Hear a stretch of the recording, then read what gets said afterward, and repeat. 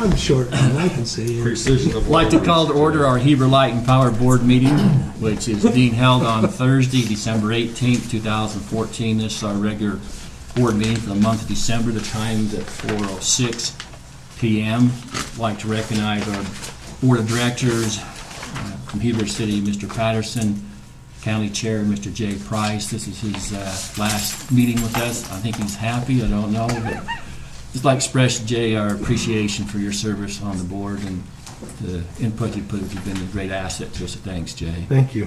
On it. We have Mayor Bonner with us, Mayor Qualis, and our interim general manager, Mr. Norland, and the Heber City Director, also Mr. Jeff Bradshaw. We also have a special guest with us today, Mr. John Dougal from the State Auditor's Office. Thanks for coming, John. Be a part of our meeting. He's not from the State Auditor's Office. He is the State Auditor, yeah. Well, he's from the office, but the State Auditor too. Okay. We have a few people from the public here today. Make sure you sign in on the roll so we can get that recorded and for our minutes. On the agenda items we have today, we have consent agenda items. We have our board meeting for minutes for November 13th, 2014. We also have our financial statements for November, our warrant for November 2014. Again, I'd like to express appreciation to our audit committee who meets once a month with our CFO, Mr. Miller, to go through our financials, our warrants before this meeting takes place, but also the board has an opportunity to review all the warrants and the financials with it. If there's no modifications or changes, the chair would look for a motion to approve the consent agenda items. I'll make a motion that we approve that. Second. I have a motion by Councilman Mayor Bonner to approve, and Director Patterson a second. Any discussion on the motion? All those in favor say aye. Aye. Any opposed? I just need to abstain on the minutes. I wasn't there on those, but I read the others, and so I'm voting positive on those. The motion to approve the minutes, the warrants, and the financials are approved. Next item we have before us is will be a public hearing we'll have for our 2015 capital and operating budget for Heber Light and Power. This budget has been looked at by management and its objective, the goals that the board has asked him to do. Mr. Bart Miller has the official approval seal on it this year. Last year he got handed a budget that wasn't as probably as comfortable with as this year, so we thank Bart for his time he's put into it. And our audit committee has also worked well with Bart and also members of the board. So I'd like to open this time to anybody in the public who'd like to take an opportunity. You have 5 minutes to be able to express your opinions or views or some comments you have into it. Please state your name. My name is Bill Goodall. On it and stand up, make it clear. Probably get closer if you can, Bill, for these mics can pick you up. You've heard from me before, and I think you know that I'm here with all of the best of intent. I just wanted to say that I know that Bart has put an awful lot of work into this budget. I think we're all talking with the latest version, right? Okay. And that it's nice to see, for example, capital and aid of construction and impact fees included in the budget as income. When I look at a budget within a business that I would be running, a couple of the things that I look at is, are the expenses reasonable, and is the cash flow positive, and are the debts being paid off, or are they growing? And when you look at expenses, I honestly will tell you, I think your sales are a little bit conservative, but okay, so that doesn't really matter. There are opportunities in here to reduce expenses. That's not what I'm here to talk about, okay? I think that that's something that should be worked on all the time in every budget. But the comment is that the total payroll looks low. And because it gets divided up among payroll and capital and aid of construction and impact fees and capital projects and this, that, and the other thing, it's very hard to take a look at the payroll from year to year and see whether it's growing or whether it's not. And I know this year you have 4 additional people in there, so it's surprising to see the number as low as it is, in my opinion. So I just caution you. I know you've all talked about this this, and I'm sure you're comfortable with it. But from an outside perspective, from a public perspective, it's impossible to tell. It really is. Cash flow, I think that 2014 ended up being considerably better than you guys expected. You know, when we talked in August, I said I think it would come in $2.9 million, and if the project here and there, it came in about $2.7 million. So the capital and the impact fees are important in that. But when you look at what's going on with capital over the past few years in cash flow, you see that that the capital budget is growing and the cash flow continues to be negative. And if you add up 2013, 2014, 2015, it's a negative cash flow of $3.4 million, which is an awful lot of money relative to a company that makes $15 million of income. So you've added, as a result, a couple $100,000 of debt retirement cost, principal and interest per year. And it looks like if things don't change, you're going to add some more this year. So I would ask you to go back and take a look at your capital program. You know, you've got them labeled low, medium, and high priority, and focus on the ones that really matter, and put off the other ones. Or you're going to be borrowing another $1.5 million, $2 million, and as a result, your debt payments will go up that much more for the following years. Okay? So when I look at this and say, okay, as a member of the public, what could I do to help? It's real easy to come and complain and throw darts or shoot arrows, but what could I do to help? And as I understand your demand patterns, which are very, very similar to the rest of the mountain area and very similar to other places, I mean, that looks an awful lot like the article in your Empower magazine. This is the entire West Mountain area. Okay? So everybody suffers from the winter summer thing, and everybody suffers from the 6 o'clock in the afternoon high demand period. And you folks, especially here, have a particular issue with the month of July, where your peak demand for the day goes from what would normally be like 27, 28, 29 megawatts. It'll jump up to as high as 36 megawatts. And as a result, then, all of the studies that are done on your system are done to handle 36 megawatts. 10 days of the year, maybe. I don't know. What do you think? Jason, is it 10? Is it 12? Something like that? Yeah. So all of the studies for all the capital that's invested in your system are based on those couple of weeks. And I think if you would allow us, that we could put together a group of people from outside to try to help you manage that. I know people from different community action groups in Salt Lake City and Park City and Summit County and at the state level that are already doing some of this stuff. It's not like they're amateurs at it. And we might be able to help you focus specifically on that issue. I know I've talked to you about solar power reform, I'm talking to you about that today, because really what's driving a lot of your capital investment and your debt is that number 36. I think last year was 35, but it continues to grow a little bit.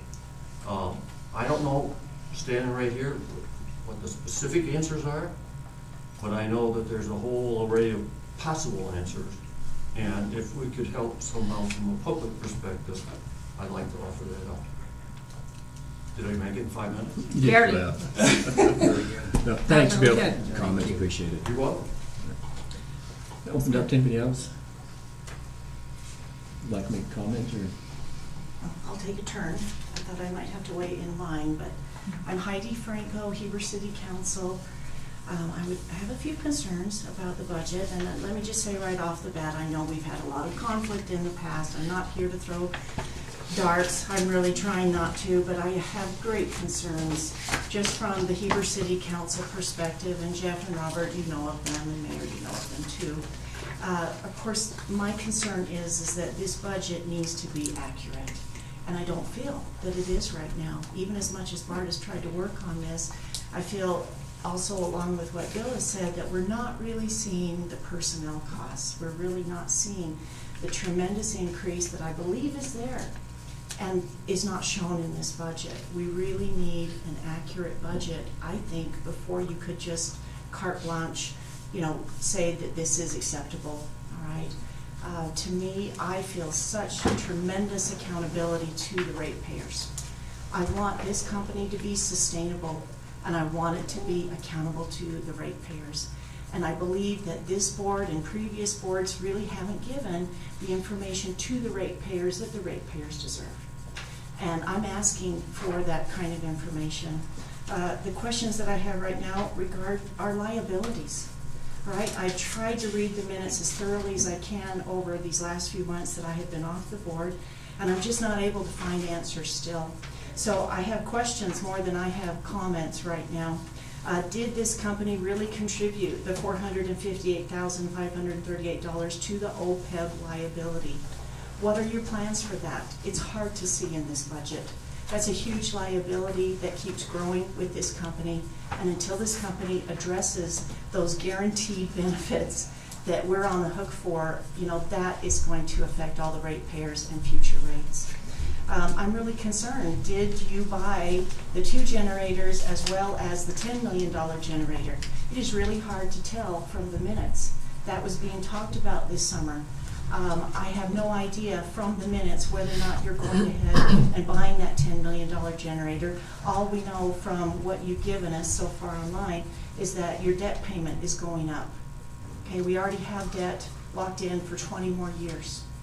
Okay, and how much more will the debt increase? I can see a little over $100,000 debt increase, but this kind of information is lacking, and I believe you need to be accountable to the ratepayers. I'm really concerned about something that you talked about in your operating budget resolution, that even though you're having a current compensation study, there's no information on how much that compensation study is going to cost. I've just seen the one payment already to Mr. Swallow. Don't know what the total is, but I'm very concerned that as part of your operating resolution that you want every employee to be funded up to midpoint. Okay, now you're saying, yes, we're reasonable, but does that include the people that were just hired this year or last year? Does that include all the new employees that may or may not have experience, may or may not have an excellent performance evaluation that would necessitate their increase to the midpoint of their range? I'm wondering, why is there this all-out idea, well, we've got to raise employee wages up to midpoint when there's no other justification for it? Okay, why is it that that is a push in this board to raise everyone up to midpoint or above? I appreciate the idea of freezing those above midpoint. Obviously, you all know how I feel about the salary surveys from the Truckee, California area that was applied to this company from 2011, and how there was no cost of living adjustment for their area versus this area, and yet we now have those much, much higher salaries. I'm also very concerned that regardless of what Mark Anderson has shown through savings at our oversight hearing in the Heber City Council this year, you've all agreed to continue the 100% coverage for all medical, dental, life insurance, as well as this long-term care retirement home insurance, 100% for all employees. Okay, there's no other government employee in this valley that receives that except for the fire district. And the county obviously is in control of that. I really don't believe that that's fair to any government employee in this county. I don't think it's fair to the ratepayers. Most private business as well as government employees have to make some kind of co-pays on their medical, their dental insurance, bare minimum. And yet this company is paying so much there, as well as the retiree health insurance at almost $20,000 a year per those people that have received that benefit. To me, these are outrageous costs that cannot be sustained. They can only be sustained if you want to increase the rates for those particular benefits. And to me, that is not beneficial to ratepayers. It's not fair to ratepayers. Every ratepayer that I've talked to that understands that kind of basic information is shocked, and they believe it's not fair. It's just that it's hard to get all that information out to them, and when you don't give an accurate budget and you don't talk about these things, you just pass it through, it's not being fair to them. Okay, I'm asking you to reconsider these things on the budget. I could go on and on, but I'm sure I'm past my 5 minutes. I have a great concern about the vehicle allowance, and yet you want to buy more company vehicles. I'm concerned about the debt, and I still have more questions than answers. So I appreciate your time, but I do think that more answers need to be forthcoming about this budget. Whether you pass it or not, we need more answers for the ratepayers. Thank you. Okay. Thank you. Is there anyone else who'd like to share a few thoughts from the public? If not there. I will add that I'm very grateful to have the opportunity to come in and get some direct conversation. It was helpful for me. Thank you. For those of you that spent that time, I appreciate it. I think that's one thing that's been very important. I think our management staff has been very open to anybody in the public would like to take a few moments and sit down with them. They'll try to explain their position, what the budget's put in place, or questions you have. And I think they've taken sometimes even hours of their own time. They've been busy trying to get some other things and trying to be as open as we can with the public with information and accountability with what we've been doing with the budget. I would recommend that you continue that direction. It's healthy for the community. Okay, thanks. If there's any other thoughts from the board, I'll close this public hearing. I'd like to turn a few moments over to the board if they have any suggestions or Have thoughts. a nice holiday. Thank you, Bill. Public hearing is now closed, and any member of the board of directors would like to share a few comments or thoughts? If not, then the chair would look for a motion what the board would like to do with the capital operation budget for fiscal 2015 for the Heber Light and Power.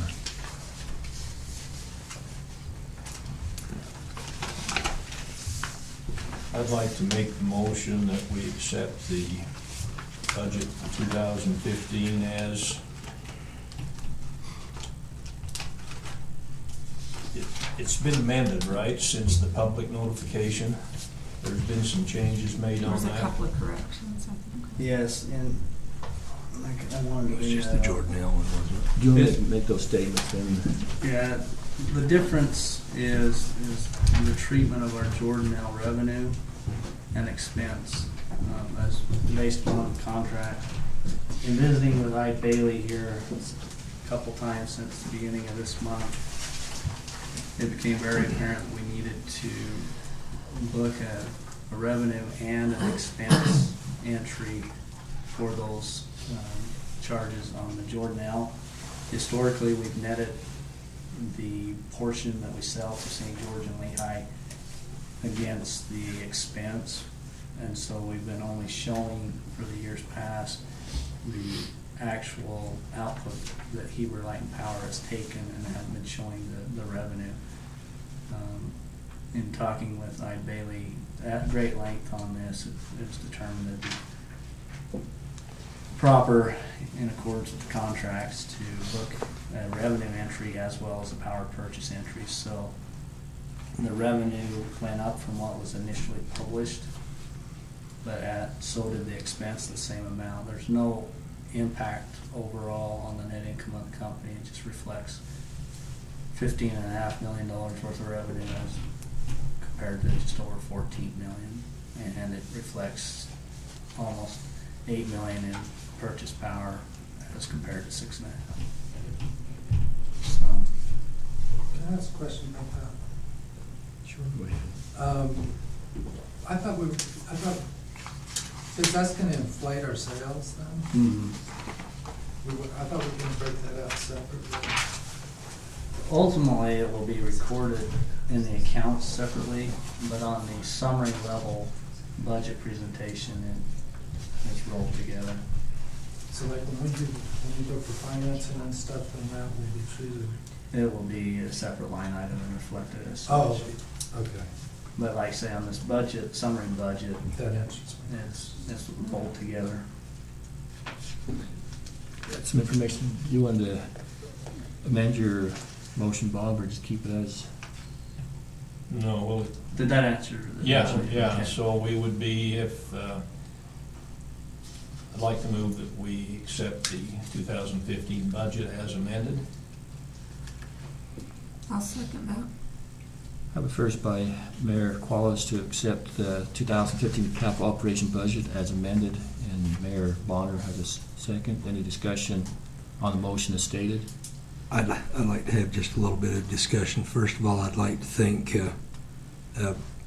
Bart and Jason for the effort they've put forth in this budget. I look at it, I think, a little bit maybe different than Heidi looks at it. I think the detail in here is excellent for me. I think we got wages down to literally the cents.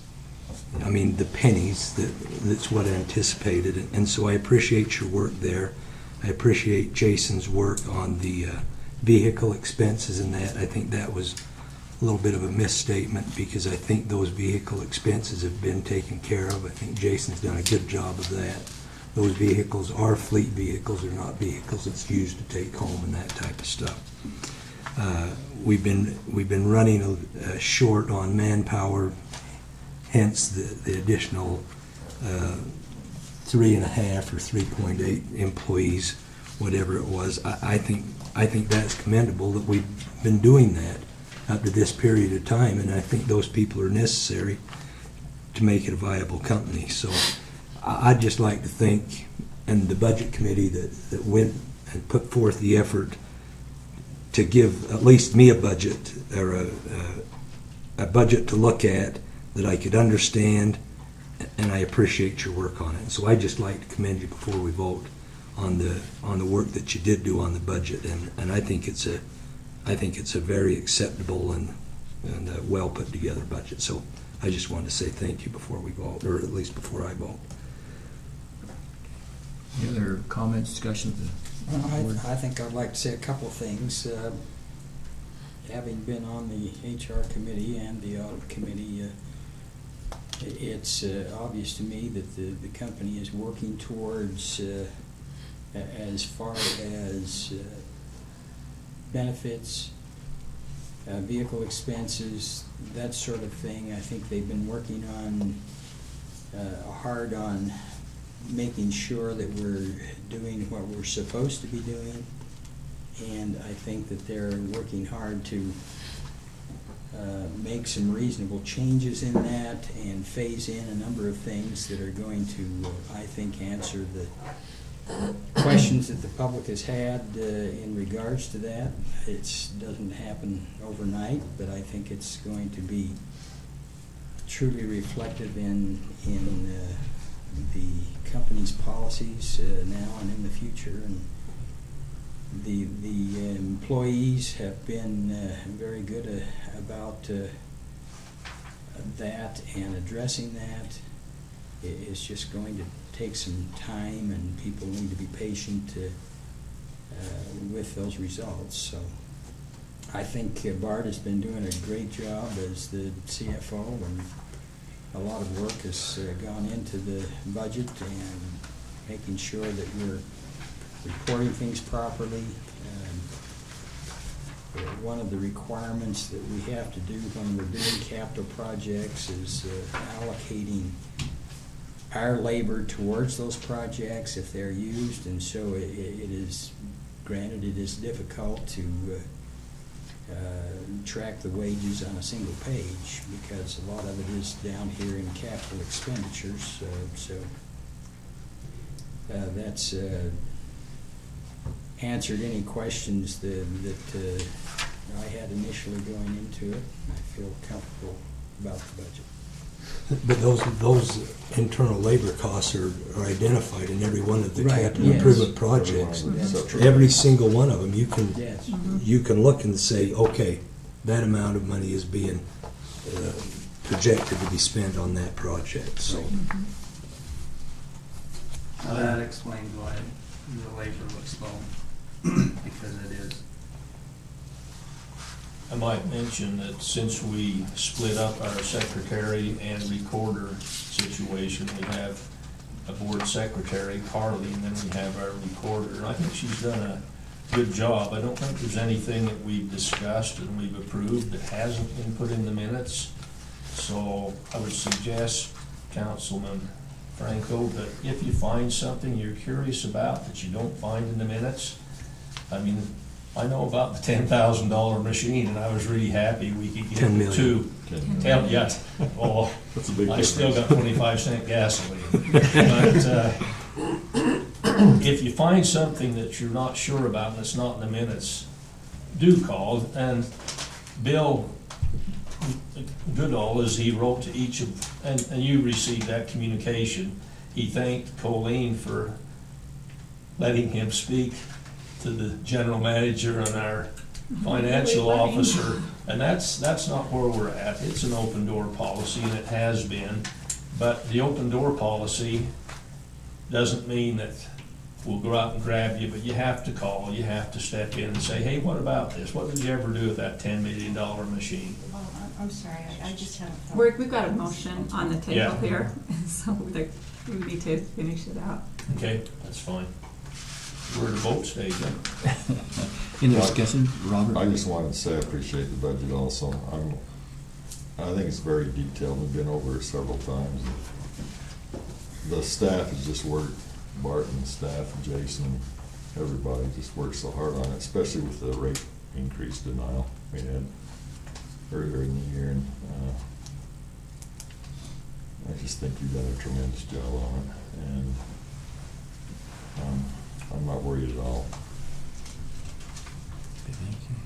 I'd like to say a comment too. I think the budget reflects that the strategic plan was put together with the board and also with management. It follows a lot of procedures we'd like to follow. There's still some things on the table we're still continue to look at. As Director Bradshaw says, that a lot of this stuff cannot be done instantly, but we are continuing to look at and reevaluate some of them. One of them is the health insurance policy. We're going to be this year continue looking to that and find ways to adjust that part of it. And also, there's a lot of capital projects that's on play onto it, and it's important that we get the funding to put those in pieces. I don't want to get behind on some of the projects we have, and going to some of the meetings we have on the state level, we're losing some of our power sources from our coal plants, and this is the time this board's going to have to stand up and say, what are we going to do the next 15, 20 years?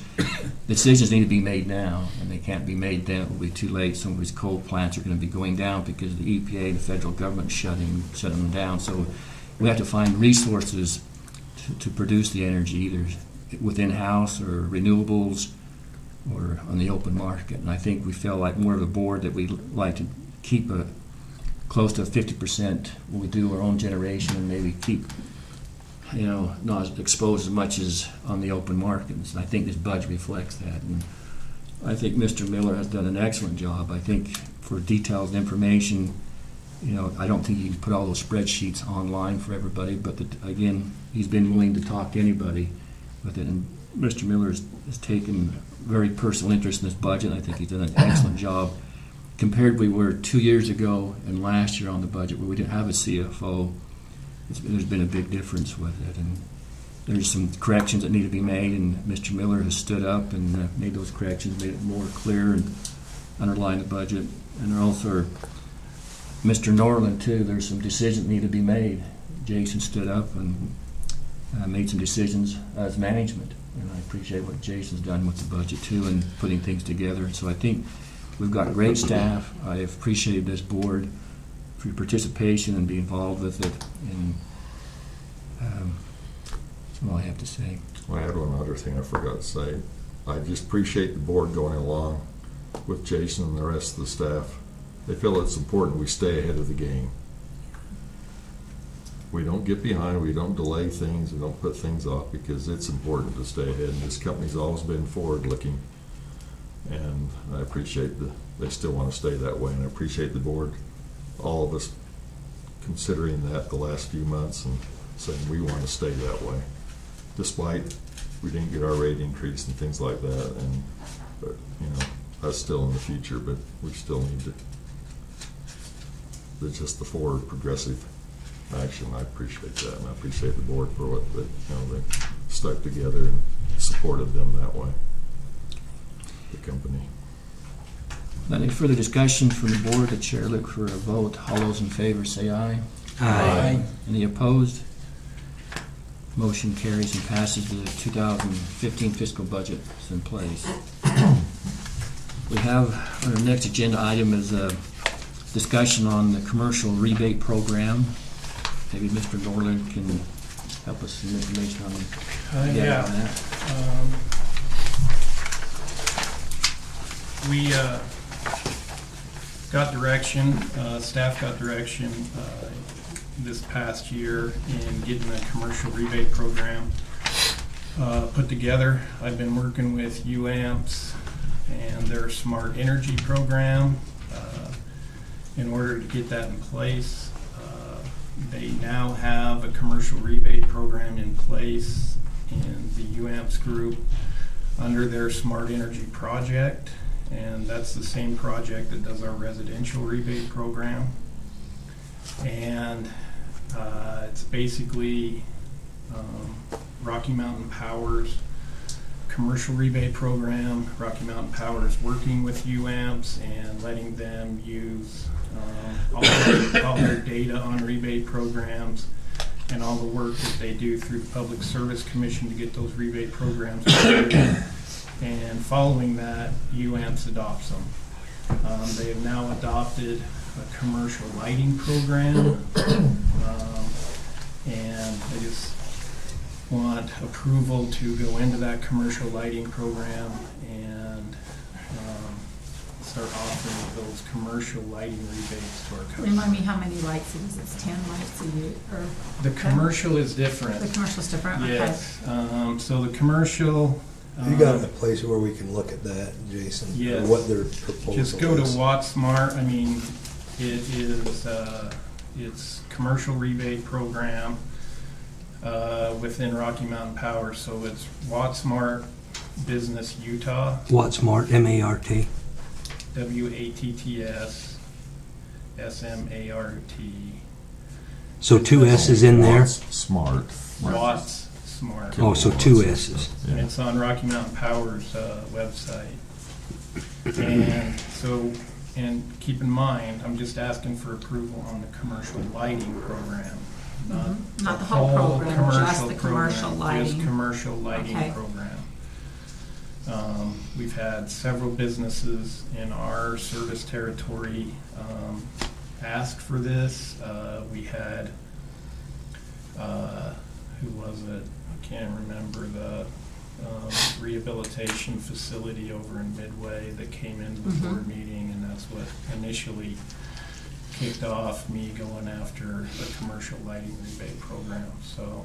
I had a discussion with Byron Day this week, and they're one of our big five or whatever we Mhm. call them users, what I think Bill was alluding to. Right. They're wanting to do a makeover. I think this would just accelerate. Absolutely. And that's only better for the company. I mean, it's better for them, but I think they're Jeff- ready to go. And they're- Jeff Wade and Sinclair, and if you talk about, one of our customers' concerns was